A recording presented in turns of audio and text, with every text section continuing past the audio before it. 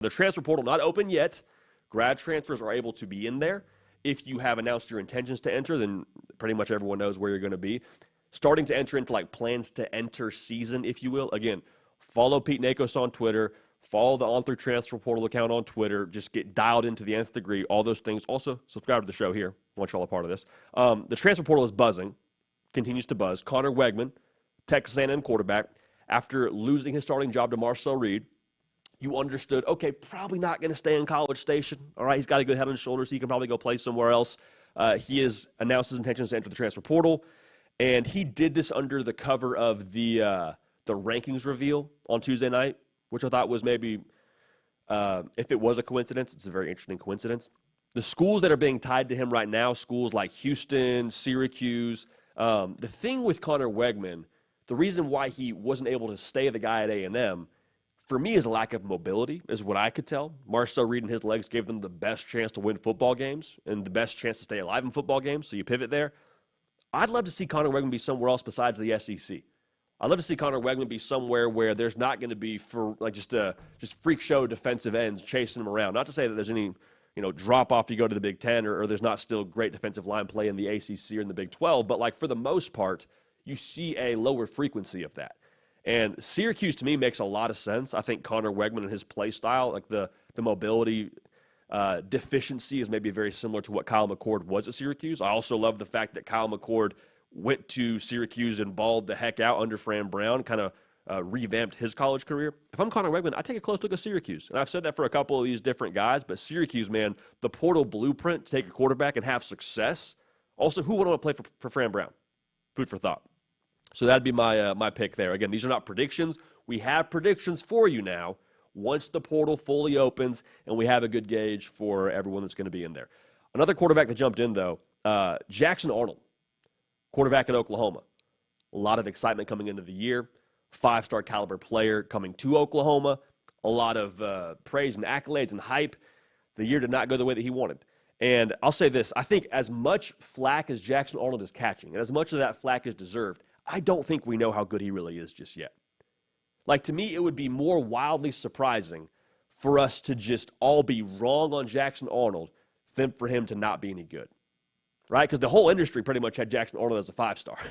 When the whole industry thinks something, it's usually a better chance than not that they're onto something when it comes to recruiting services.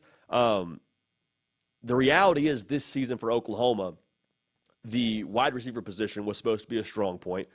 It was an infirmary every single week in Norman. Like, they did not have their best player on the perimeter in Deion Burks, had a slew of injuries throughout the season and before the season. Like, he did not have guys to throw the football to. Okay, in addition to that, they replaced their whole offensive line going into this season. Moving into, again, the SEC, the most ferocious defensive line conference in all of college football. Let's do the math here. Does that set a quarterback up for success? Probably not.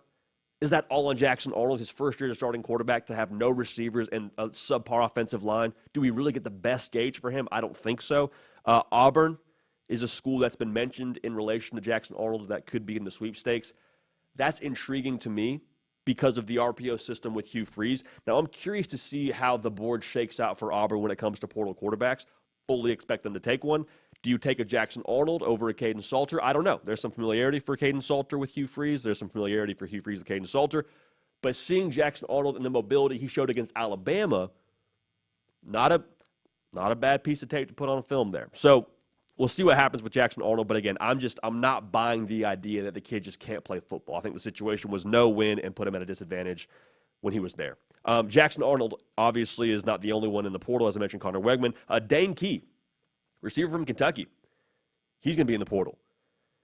Dane Key, and again, I'm not sure exactly what the buzz is going to be for him across the college football public. If you watched Kentucky over the course of the last few seasons, quarterback play was up and down, but Dane Key is a dude, man. Averaged right around 15 yards a catch all 3 seasons at Kentucky. He's going to go somewhere and be an impact player right away. Like, I cannot wait to see where he lands. He's a deep threat. To put up the numbers he put up, to have 15 yards a catch and to be able to play the way he played in the SEC with no consistent quarterback play should tell you a lot about him. I think his best football is ahead of him. I'd love to see him go somewhere in a pass-happy offense, capable quarterback. I think we haven't seen the best from Dane Key just yet. Dane Key, a guy from Lexington, Kentucky that decided to stay home. I think he checked that box. Gave his best to the Cats. It is what it is. Tough situation. He's moving on. Speaking of moving on, wide receiver, C.J. Daniels from LSU. He also was in the portal last year from Liberty. C.J. Daniels can play some ball now. Like, I think the receiver room at LSU is pretty stacked, in my estimation, between Kyron Lacey and Tom. Like, they got some dudes in that wide receiver room.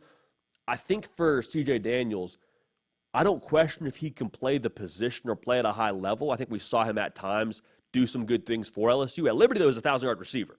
Like, the guy can play ball. So I'm curious to see what his market is, but I think that's a notable portal entry.